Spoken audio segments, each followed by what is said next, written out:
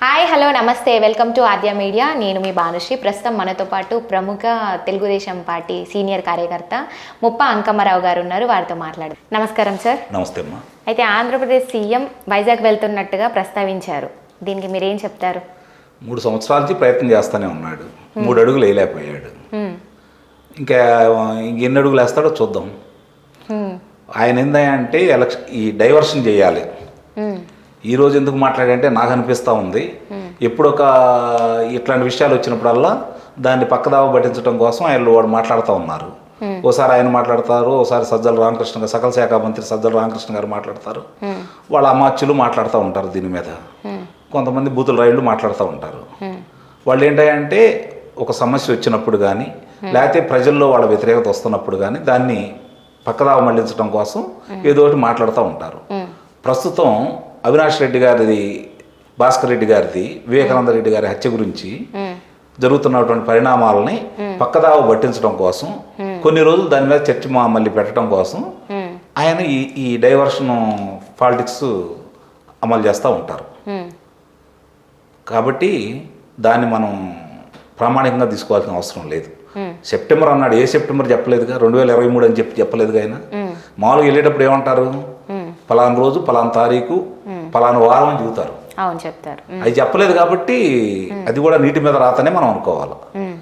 ఇప్పుడు అమరావతి ఇష్యూ చూసుకుంటే 29,000 మంది రైతులు 33,000 ఎకరాల భూమిని వాళ్ళు డబ్బులు తీసుకోకుండా డెవలప్ అయిన తర్వాత వాళ్ళకి ఎకరానికి ఎంత వస్తుందండి? 1,250 గజాలు మాత్రమే వస్తుంది.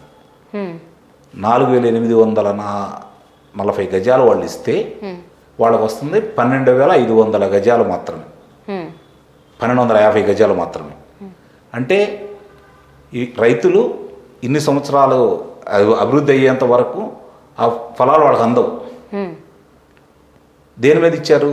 నారా చంద్రబాబు నాయుడు అనే వ్యక్తి యొక్క నిబద్ధతను గుర్తించి సమర్థుడు అని చెప్పని ఆ రోజు ముఖ్యమంత్రిగా ఆయన ఉన్నారు కాబట్టి సిఆర్డిఏ అనేది ఒక గొప్ప చట్టాన్ని తీసుకొచ్చి రైతుల్ని దాంట్లో భాగస్వామ్యం చేసి ప్రభుత్వాన్ని రైతుల్ని అధికారులను భాగస్వామ్యం చేశారు. కాబట్టి వాళ్ళు చంద్రబాబు నాయుడు గారి మీద సిఆర్డిఏ మీద నమ్మకంతో ఆ నిబంధనలు వాళ్ళు నచ్చి రైతులు ఇవ్వడం జరిగింది.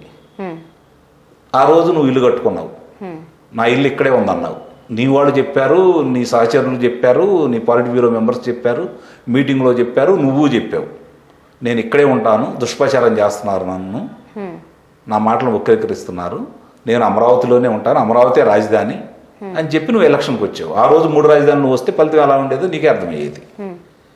ఈరోజు నువ్వు వచ్చావు, ముఖ్యమంత్రి అయ్యావు, నీ అదృష్టం కొద్ది. ఆంధ్ర రాష్ట్రం దురదృష్టం, నీ అదృష్టం అని నువ్వు ముఖ్యమంత్రి అయ్యావు. అయిన తర్వాత దాన్ని అభివృద్ధి చేస్తే ఆ ఫలితాలు ప్రజలకు అందితే ఈరోజు ఆంధ్ర రాష్ట్రం ఎక్కడో ఉండేది. పురోగమంతో చాలా ముందుకెళ్తున్న ఆంధ్ర రాష్ట్రాన్ని 20 సంవత్సరాలు 30 సంవత్సరాలు నువ్వు వెనక్కి నెట్టడం జరిగింది. ఈరోజు రోజుకు ఒక కొత్త పల్లె అందుకుంటూ ఉంటారు మీరు. అది చట్టబద్ధంగా కాదు అని నీకు తెలుసు, అయినా సరే మాట్లాడుతూనే ఉంటావు. సుప్రీంకోర్టులో ఉంది, న్యాయస్థానాల్లో ఉంది, అయినా సరే నువ్వు ఎందుకు మాట్లాడుతున్నావంటే న్యాయస్థానాలు మమ్మల్ని ఏం చేయలేని ఒక ధైర్యంతో. వాస్తవంగా అయితే ఈ పాటికి లోనేసి చేయాలి, అరెస్ట్ చేయాలి. కానీ మరి న్యాయస్థానాలు కూడా ఎందుకు చూస్తున్నాయో నాకేం అర్థం కావటం లేదు. మరి అక్కడ ఏం లోపాలు ఉన్నాయో కూడా తెలియట్లేదు. ఇది బాగా ఆలోచించాలి ప్రజలు కూడా. జరుగుతున్న పరిణామాలను ఒకసారి నిశ్చితంగా పరిశీలించాలి. మరి ఆడబిడ్డలు 1200 రోజులు దాటింది వాళ్ళు ఉద్యమ బాటలోకి వచ్చేసి, మరి వాళ్ళని ఆ రోజు ఎంత ఇబ్బంది పెట్టారు, వాళ్ళ మీద ఎన్ని అక్రమ కేసులు బనాయించారు, ఎంతో దాష్టికం చేశారు. ఆ జరిగిన పోలీసులందరూ నిజంగా పోలీసులు కాదేమో అని కూడా నా అనుమానం. ఎందుకంటే వాళ్ళంత హింసించే పోలీసులు కూడా నిజమైన పోలీసులు కాదేమో అని కూడా నాకు అనుమానంగా కూడా ఉంది. ఎందుకంటే ఆడపిల్లల మీద అంత అకృత్యాలు చేశారు అంటే వాళ్ళు మామూలు వాళ్ళు అయ్యి ఉండరు, వీళ్ళ మనుషులే అని చెప్పని నాకు ఇప్పటికీ సందేహంగానే ఉంది. చూద్దాం, నెక్స్ట్ గవర్నమెంట్ తెలుగుదేశం పార్టీ రాబోతుంది, చంద్రబాబు నాయుడు గారు మళ్ళీ ముఖ్యమంత్రి అయిన తర్వాత దీని గురించి ఏమేమి జరిగినాయి, ఎవరేం చేశారో మొత్తం బయటకు వస్తాయి, ఎలాంటి సందేహం లేదు. అయితే సీఎం జగన్ గారి మీద ఇప్పటి వరకు ఏం చేయలేదు, ఎలాంటి మంచి చేయలేదు, ఎలాంటి అభివృద్ధి చేయలేదు, ఆ పదవిలో ఉండి కూడా వేస్ట్ దించేయాలి, ఇప్పుడు నెక్స్ట్ అయితే రావద్దు అనే కోరుకుంటున్నారు జనాలు. ఒకవేళ వస్తే ఆ పరిణామాలు ఎలా ఉండబోతాయి అంటారు? వస్తే అన్నమాట మీరు మర్చిపోండి, రావటం అనేది జరగదు. ఒకవేళ రాకపోయి ఉంటే జగన్ పరిస్థితి ఎలా ఉంటుంది అంటారు? ముందే వెళ్ళిపోతాడు ఆయన ఎక్కడ ఉంటాడో కూడా జనానికి అర్థం కాదు. వాళ్ళందరూ ప్రిపేర్డ్. ఆ లండన్ వెళ్తాడా లేకపోతే ఇంకోసారికి వెళ్తారా?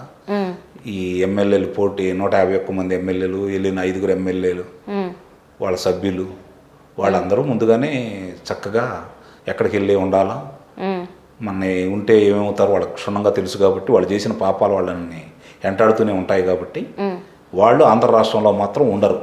అది మాత్రం నేను బలగుద్ది చెప్పగలను. ఈయన ముందే వెళ్ళిపోతాడు.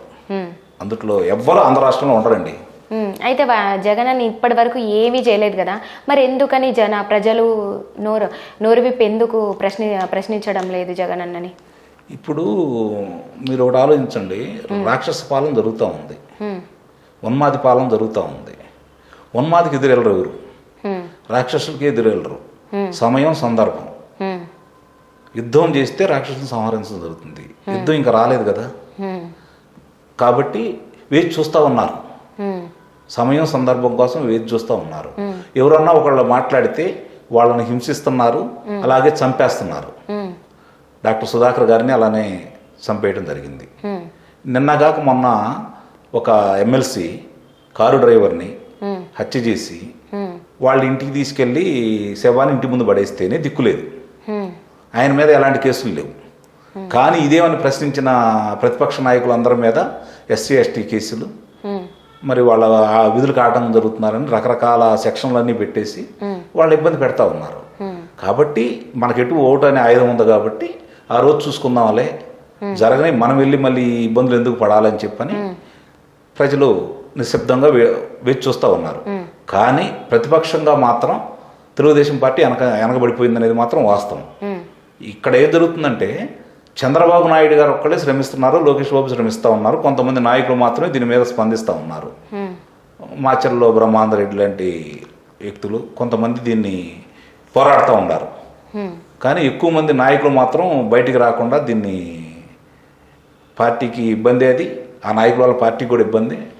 బాబు గారు ఒకసారి ఆలోచించుకొని అలాంటి వాళ్ళని పక్కన పెట్టి సరైన అభ్యర్థులను కనుక ఎన్నిక చేస్తే డబ్బుతో కూడా ఇప్పుడు అవసరం లేదండి. మామూలుగా వాళ్ళ పరిస్థితి ఎలా ఉందంటే ఏ ఎన్నికలు జరగాలన్నా డబ్బు ముఖ్య పాత్ర వహిస్తూ ఉంది.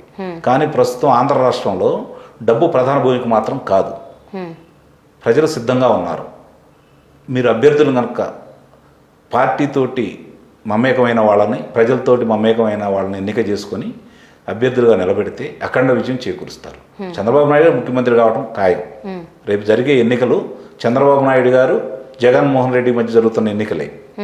కాబట్టి నాకు తెలిసి వాళ్ళకి వచ్చిన ఇంతకుముందు వచ్చిన ఓట్ల కంటే కూడా ఈ తడవ ఎక్కువ ఓట్లు తెలుగుదేశం పార్టీకి వేసి 150-160 సీట్లు మాత్రం ఇవ్వడానికి ప్రజలు సిద్ధంగా ఉన్నారు. దాంట్లో ఎలాంటి సందేహం లేదు. అయితే మన ఈ రోజా గారి గురించి మాట్లాడుకున్నట్టయితే ఎమ్మెల్యే పదవి నుంచి మంత్రి పదవికి మినిస్ట్రీ తీసుకున్నారు. సో ఆమె గురించి మాట్లాడుకుంటే ఏం చెప్తారు? అసలు ఆయన ఏం చేస్తుంది జనాలకని? ఎప్పుడు వాళ్ళని వీళ్ళని తిట్టడం ఒరడానికే సరిపోతుంది ఆమె. ఇప్పుడు ఆమెకి మంత్రి పదవి ఇచ్చింది ఎందుకమ్మా? చంద్రబాబు నాయుడు గారిని తెలుగుదేశం పార్టీని తిట్టడం కోసమే. అది ఇప్పుడు అంతకుముందు ఇచ్చిన మంత్రులు కానీ ఇప్పుడు ఇచ్చిన మంత్రులు కానీ 3-4 తీసి పక్కన పడేస్తే మిగిలిన వాళ్ళందరినీ ఇచ్చింది ఎందుకంటే ఎదురుదాడి చేయడం కోసం, తిట్టడం కోసమే. ఏ రోజు తిట్టకపోతే ఆ రోజు ఆ మంత్రి పదవి ఉండదు. ఇప్పుడు ఆమె కూడా అర్థమైపోయింది. ఎందుకంటే రేపు ఎన్నికల్లో నేను గెలిచే పరిస్థితి లేదు కాబట్టి చిత్తుగా నన్ను ఓడించడానికి నగర ప్రజలు ఎదురు చూస్తూ ఉన్నారు కాబట్టి ఉండని రోజులు ఈ మంత్రి పదవిని కాపాడుకోవడం కోసం నోటికొచ్చినట్టు ఆమె మాట్లాడుతూ ఉంది. తెలుగుదేశం పార్టీలో ఉండగా రాజశేఖర రెడ్డి గారిని విమర్శించిన వ్యక్తి ఆమె. ఈరోజు చంద్రబాబు నాయుడు గారు విమర్శిస్తుంటే మేము దాన్ని ఏమీ ఆశ్చర్యపోవట్లేదు. వాళ్ళు మాట్లాడే ప్రతి మాటకి 100 ఓట్లు పోతున్నాయి వాళ్ళ నియోజకవర్గంలో. అది ఒకటి వాళ్ళు గుర్తుంచుకోవాలి. అసహించుకుంటున్నారు, సందర్భం చూస్తున్నారు. ఎన్నికలు అయిపోయిన తర్వాత వీళ్ళని బజార్లు ఎమ్మడబడేసి ఏం చేస్తారో జనం సిద్ధంగానే ఉన్నారు. ఎన్నికల కోసం ఎదురు చూస్తూ ఉన్నారు, అంత తప్ప వేరే ఏం లేదు. ఓకే సార్, చాలా మంచి విషయాలు తెలియజేశారు. Thank you so much.